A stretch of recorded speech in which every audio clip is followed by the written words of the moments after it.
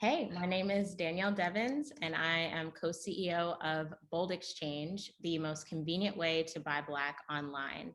We are also a proud sponsor of Max Out Time with AJ2, so be sure to subscribe, like, comment, share this episode far and wide. In honor of Black Business Month, which is August, we are having special conversations with our favorite entrepreneurs, investors, and supporters of Black businesses. And we will be sharing all of them here on Max Out Time with AJ2, so be sure to tune in. Today, I'm really excited to be joined by my friend and fellow entrepreneur, Ciara May. Ciara is the founder and CEO of Rebundle, which is the only US maker of plant-based braiding hair. Ciara, thank you so much for joining me today. Yeah, for sure. Thanks for asking. Yeah, of course. So I know this story pretty well, but tell everyone who's listening and watching how you came to learn about the solution that Rebundle eventually came and created. Yeah, so when you met me that I had a fade. And once we were placed with BFA and I, had a job secured, I decided to grow my hair out. And it was during that time that I was working at a HBCU, was getting really into sustainability, trying to make new habits, trying to be a better steward of the planet and our environment, and learned a bit more about braiding hair and what it was made out of and its origins. And the reason I'd even started researching it is because my scalp was really inflamed and irritated from the plastic hair that I was wearing. So it just so happened that, I was having this experience and also looking into sustainability and kind of was reading up on it and was astounded that not only was it made out of plastic, but it's made out of a plastic that is really terrible for the environment. It's a hard to recycle plastic. And I just felt like if I was going to continue this journey of being a sustainable person, then I would have to come up with a solution for my hair. Didn't find anything readily available, and through additional R&D and time, decided that if I wanted something that was going to be good for me and good for the planet, that I would have to create it myself. Oh, yeah, I definitely remember that time, and you were doing so much research. It was always like, I felt like you always had a new discovery every time I saw you.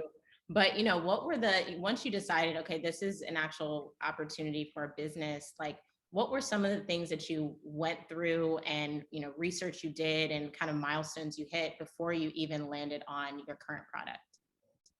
I learned a lot about custom discovery in grad school. So I spent a lot of time just talking to people who wore braids, mostly like on the phone. But, we went to Detroit, we were speaking to people in person when that was safe. And spent just a lot of time trying to understand people's experience with the problem, how large it was, how many people, if I could quantify like how many people were actually having this experience, and also trying to get an idea of how many people were also thinking about the sustainability of it, if they were thinking about the waste being created. I use that data to kind of inform like the direction that I wanted to go with the company. So I spoke to some material scientists, ordered a lab test on 2 popular brands to try to get a deeper understanding of what it was made out of. Turn that data over to a chemist so we could figure out like if we're going to make something, like what do we absolutely not want in it, and kind of start it from there. So it was a lot of back and forth, figuring out like what's bad and then what is an alternative for that. And that back and forth is how we landed on plant fibers instead of plastic fibers. Yeah, it's interesting you bring up like Detroit and BFA. Ciara and I met through Venture for America, which is a postgraduate program, a fellowship that sends somewhat recent college graduates to work at startups and similar organizations across the country. And we actually spent our fellowship in Charlotte together. So I'm sure there are people that are listening or watching right now that are thinking about building their own business or currently building something, a side hustle, what have you. What are some of the unexpected challenges or rewards that people don't tell you about before you get started? Challenges, everything takes longer than you think, especially making physical products. It always takes longer. And even when you've, reached a certain point, there's additional work that's go into it, new R&D, new things that you learn that have to be fixed. And all those things are going to take longer than you would hope or you would think. But what's rewarding is when, in that same vein, like you see the progress. We've been in production since March of this year, and we've learned so much in that short amount of time. We've made improvements, we've hired, we've gotten things right. May have gotten some things wrong early on, but now we're able to get them right. So that's really rewarding. It makes us feel really good about the direction that we're headed in when we're able to like see our progress.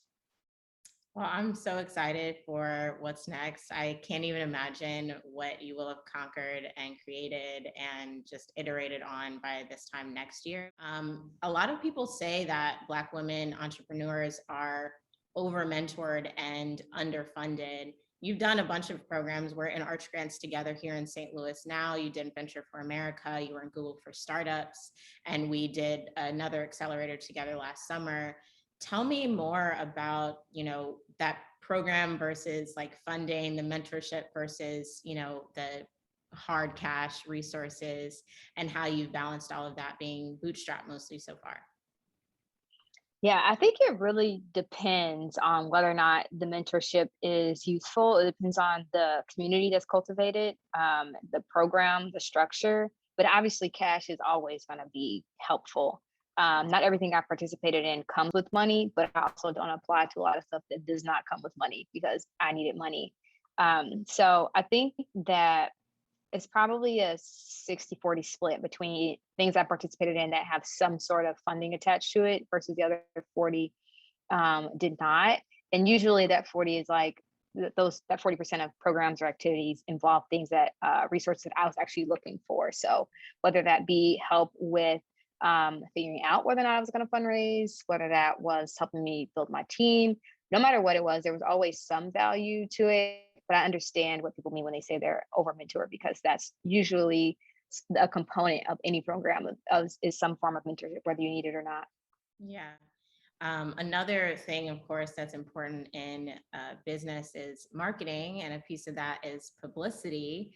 And I will never forget that day in January when you had announced that you were launching pre-orders, a first run of pre-orders for Rebundle, and that tweet from Sherelle Dorsey of The Plug went insanely viral to the tune of like 25,000 retweets and likes. Just walk me through, like, what was that like, that day, the days and weeks after getting so much publicity so early in your like public phase of your business? Yeah, much of that time is honestly a blur, but because the after effects were low key traumatizing. But people wish and pray and spend money for the level of publicity that we've received, and we haven't had to do that. It's mostly been inbound, and mostly good things. But I think that first tweet, and there were several tweets that went viral that day, but that one always sticks out to me. But that tweet just kind of set off a ripple effect of crazy sales. And I've said this a few times now. I didn't set an inventory cap on those first few weeks of pre-orders because we hadn't proven that there was real market demand. We had proven that there was interest, and we had a small list of subscribers, but we hadn't done. This is how you prove market demand. So it's like, let's see what people want. And so when you have tweets that go viral, it's like, okay, this is kind of skewed now. And how do we manage this? So, I remember texting you like, what do I do? Like, I don't know how to control this. I had no idea. And you usually can't plan for things going viral, but I genuinely had no idea what to do with that level of publicity that early on. And it gave me a lot of positive feelings, but also a lot of pressure to, be in the spotlight so early on. I think we've been able to, help control the narrative and thought leadership, and people being able to engage with us and understand what it is that we're trying to do because of all that publicity. But there's also such thing as too much. So we're trying to be more intentional about who we're speaking to and the channels that we're sharing our stories with, because it can be really overwhelming. Yeah, I can imagine that being even more like scary and all-consuming being a solo founder. You have a team, you've had a great, team from the beginning, but what was that like, just navigating those early days, knowing that this was, the end of the day, this is your company more than anybody else's. Like, what was that like being a solo founder throughout so many different things, from research to product to now where you are? Yeah, it's definitely very scary. I am able to rely on people. I'm able to rely on Danielle and my other Danielle, and friends and family. But at the end of the day, I have to make the decisions. I have to think through the strategy. I have to maintain our inventory and work on supply chain. And it's just a never ending cycle of decisions that have to be made. And no matter what advice I get from anyone, it's always me who has to make those choices and answer to those decisions. So it's definitely part of the job. I wouldn't say it's like my favorite part, but I'm just understanding that I don't always have to have the right answers. I always have people who I can rely on to help me make the best choices. Yeah. Now, of course, you are not just a Black woman founder, you also make products for Black people and alongside a team that is largely, if not entirely, Black women. What is that like? Like, do you walk into the Rebundle office and you're like, yes, Black women power? Like, what are there, I know there are so many challenges starting a business in general, being a Black woman founder, but what are some of the rewards that are unique to this experience?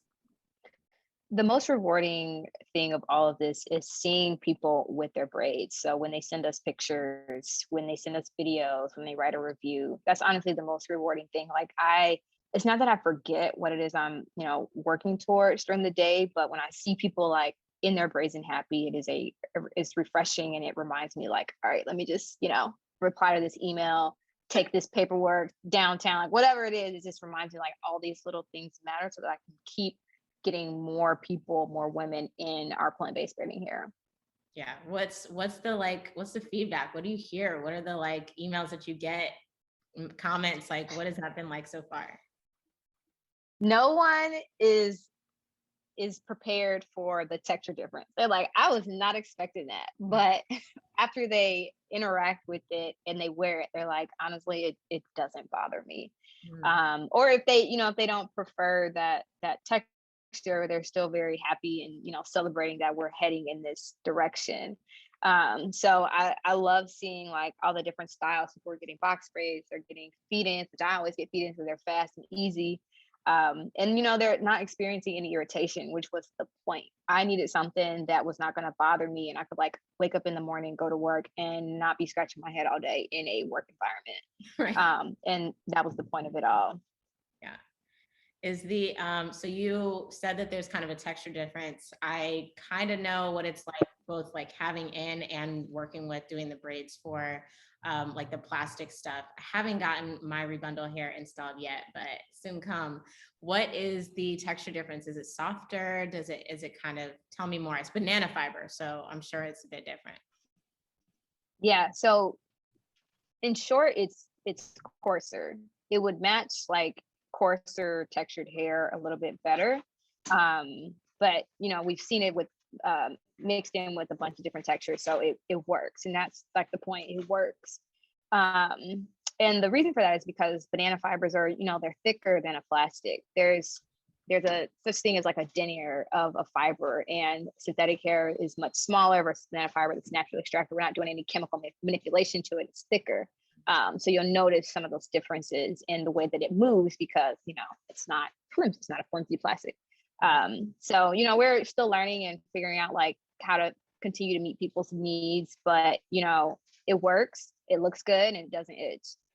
That's the goal. I know from the beginning that's been a piece of this, is like, of course, the environment, that's really important, but getting rid of that itch is also critical. Like, you don't want to spend $200 on a style and then be like, should I take this out? You got to take it down the next day. Like, yeah, no, that's terrible. it's not it. Yeah, that's like the worst I can imagine. So what's next? What's coming up for Rebundle? Is there anything that you can give us a sneak peek on? We are just trying to grow sustainably and responsibly. So, what that looks like for us is being able to provide more products, being able to stay in stock, moving all the pieces to be able to do that. And, as I said, we didn't expect to grow this quickly. So we're having to kind of rework some of our original assumptions around what growth looks like in year one. You were looking at, basically this is year two growth. Yeah. And how do we, accelerate some of those things so that we can do them well, bring in the right people to help us do that. So, we're hiring, there's a position posted on our website, and we're just trying to grow. That's awesome. Well, I don't want to cut this off just yet. We're going to do some rapid fire questions. But for everyone listening, make sure you subscribe, you comment, you share this with everybody that you know that would love this episode. And with that, let's go into, I just have 5 rapid fire questions. Whatever comes to mind, let me know. Favorite shade of Rebundle hair? Auburn. Go-to style with Rebundle hair? Straight backs, speed ins. Another eco-friendly brand that you admire? Getting into Amy Cole. I haven't tried it yet, but I've been reading up on them. It's Clean, which is a subset of sustainable products. So I'm gonna check them out. What kind of products are those? Skincare, makeup. Okay. A Black entrepreneur that inspires you?